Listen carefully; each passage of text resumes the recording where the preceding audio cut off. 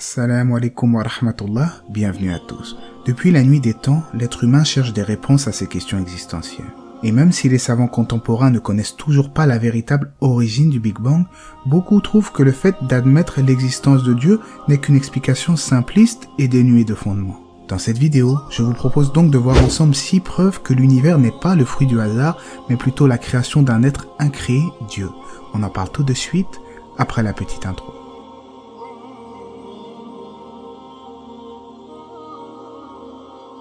La conséquence sans cause. On va commencer tout doucement avec une évidence admise de tous. Rien ne peut se produire sans une cause au préalable. Si votre enfant casse un verre et qu'il s'écrie « le verre s'est cassé tout seul », bien évidemment vous n'allez pas le croire, n'est-ce pas? Si je vous disais que la vidéo que vous êtes en train de visionner actuellement s'est mise en ligne d'elle-même, que je n'ai fait aucun montage au préalable, qu'allez-vous penser de moi en toute sincérité? Vous allez penser que je n'ai pas toute ma tête. Alors posons-nous maintenant la question à plus grande échelle. Est-il concevable que cet univers si complexe soit apparu spontanément sans une cause au préalable? On dit que l'origine de l'univers est le Big Bang, mais cela est inexact, car il fallait une cause au commencement de l'expansion de l'espace. D'où vient l'énergie du Big Bang? Quelle est l'origine de ces particules primordiales? Si on y réfléchit bien, malgré toutes les théories émises à ce sujet, rien ne saurait contredire cette règle essentielle. En effet, rien ne peut se concrétiser sans une cause l'ayant déclenché auparavant. Le hasard n'existe pas. Selon beaucoup de chercheurs, notamment Einstein, l'univers n'est pas apparu par hasard. Les lois de l'univers sont bien trop complexes pour admettre une telle chose. Admettons que vous sortez faire les courses en laissant votre salon dans un désordre total, le chaos. Puis qu'à votre retour, vous trouvez votre salon rangé à la perfection. Évidemment, quelle sera votre première réaction? Vous allez vous dire que quelqu'un est passé par là. Ce n'est pas le hasard qui a rangé votre salon. Et cela car le hasard n'est jamais synonyme d'ordre et d'organisation, et encore moins de pouvoir faire des choses par lui-même. Toutes les sommités scientifiques reconnaissent que l'univers n'a pu voir le jour qu'en vertu d'une précision remarquable. C'est ce qu'on nomme la constante fondamentale. Comme l'avait relaté Laura Denley, une grande astronome, si la vitesse d'expansion avait, juste après le Big Bang, changé de 1 sur 1 trillion, eh bien l'univers se serait effondré sur lui-même. Pour info, 1 trillion c'est 1 suivi de 18 zéros derrière. C'est des chiffres inquantifiables. On pourrait faire l'analogie par exemple avec tous les grains de sable de la Terre. C'est donc cette précision extrême qui a permis au Big Bang de se stabiliser. Il serait alors insensé d'attribuer cette précision au hasard qui est un concept chaotique et imprécis. Comment du hasard aurait pu naître la vie, des écosystèmes ingénieux et parfaitement adaptés aux besoins des espèces? À méditer. La mort thermique de l'univers. En 1850, William Thomson a théorisé que l'univers pourrait mourir d'une mort thermique. Il s'agit de l'extrapolation à l'ensemble de l'univers de la théorie de la thermodynamique. En comparaison, l'univers est tel un feu qui brûle et se consume. Soumis aux lois de la thermodynamique, ils sont tous deux voués à se consumer en un temps bien déterminé. Si j'observe un feu qui pétille, je peux constater que les bûches qui brûlent se consument petit à petit avec le temps. Le feu va finalement s'éteindre. Il n'en restera que des cendres. Mais il y a une chose importante à faire remarquer, à souligner. Ce feu ne brûle pas depuis la nuit des temps, depuis toujours, car il se consume à une vitesse mesurable. S'il existait depuis toujours, il serait déjà éteint, épuisé depuis très longtemps. Finalement, au départ, il y a forcément eu besoin de quelqu'un qui allume ce feu.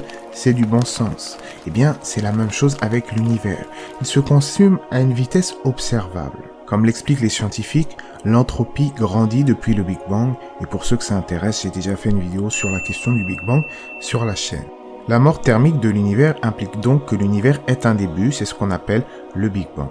Parmi les lois basiques de la physique, il y a la seconde loi de la thermodynamique. Pour faire simple, on peut dire que tous les systèmes laissés à eux-mêmes tendent à devenir, avec le temps, de plus en plus désordonnés, dispersés, voire corrompus, c'est ce qu'on appelle l'entropie.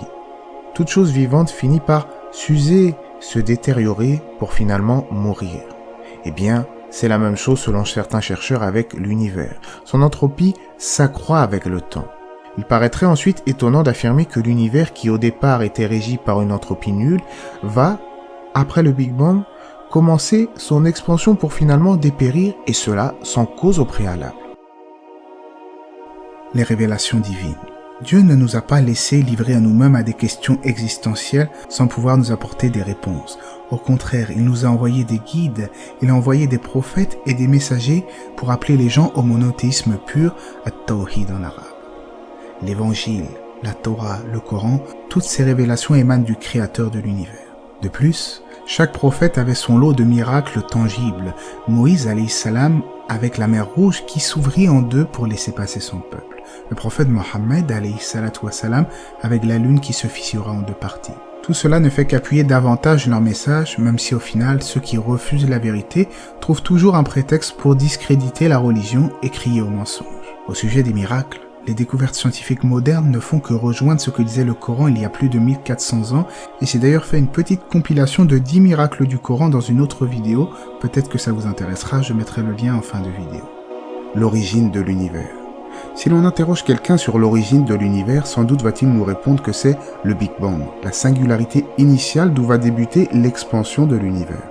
Cependant, cette réponse est loin d'être suffisante. En effet, il fallait de l'énergie au préalable pour que le Big Bang puisse se produire. Car le Big Bang ne peut jaillir à partir du néant. Comment quelque chose pourrait-il surgir de nulle part, de rien? C'est absurde. D'ailleurs, au sujet de la fameuse singularité initiale, la physique quantique et la relativité générale entrent en contradiction. Elles ne sont pas capables de décrire conjointement ce qui se passe au-delà du mur de Planck. Dans ce domaine, il est évident que la seule et unique explication rationnelle est évidemment qu'il y a un être incréé derrière tout cela qui a créé l'univers, c'est-à-dire Dieu, l'être suprême.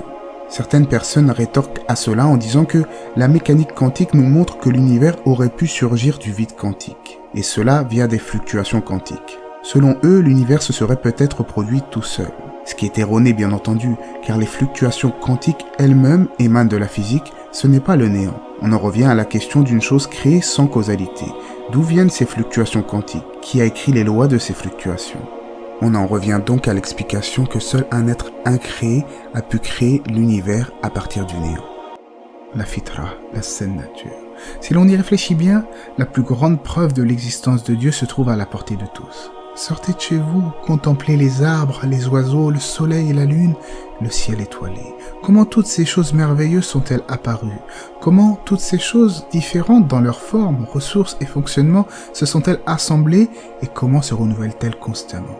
Et vu que le néant et le hasard ne peuvent être à l'origine de quoi que ce soit, il serait mieux de reconnaître l'indéniable existence de Dieu. Surtout qu'à l'origine, l'homme a cette croyance innée en lui qu'il y a un être suprême, un être transcendant, seulement, malheureusement, l'homme a tendance à dévier de cette saine nature. Pourtant, quand tout va mal dans la vie d'un individu, l'homme se tourne naturellement vers Dieu. Mais lorsque le mal disparaît, il renie son Créateur. Et ce fait a été mentionné dans le Coran dans le sens du verset « Et quand le mal vous touche en mer, vous oubliez ceux que vous invoquiez en dehors de lui et vous vous rappelez du Tout-Puissant. Mais dès qu'il vous sauve et vous ramène à la terre, vous vous détournez, l'homme est très ingrat. » Au final, nous ne sommes sur terre que peu de temps. C'est pour cela que j'espère que cette vidéo permettra à ceux qui doutaient encore de l'existence de Dieu de chasser ces doutes et d'accepter qu'il y a un être bienveillant qui les observe. La vie d'ici-bas n'est que le début du chemin. Puisse Dieu nous guider vers la bonne voie. Allah sait mieux. J'espère que cela vous aura été bénéfique. Peu importe votre confession, c'est toujours bien d'expliquer ses croyances. J'explique les miennes sur ma chaîne. Et si ça peut vous intéresser, si ça peut être une source de réflexion pour tout un chacun, eh bien, walhamdulillah, que la paix et les bénédictions d'Allah soient sur le prophète, sa famille et ses compagnons.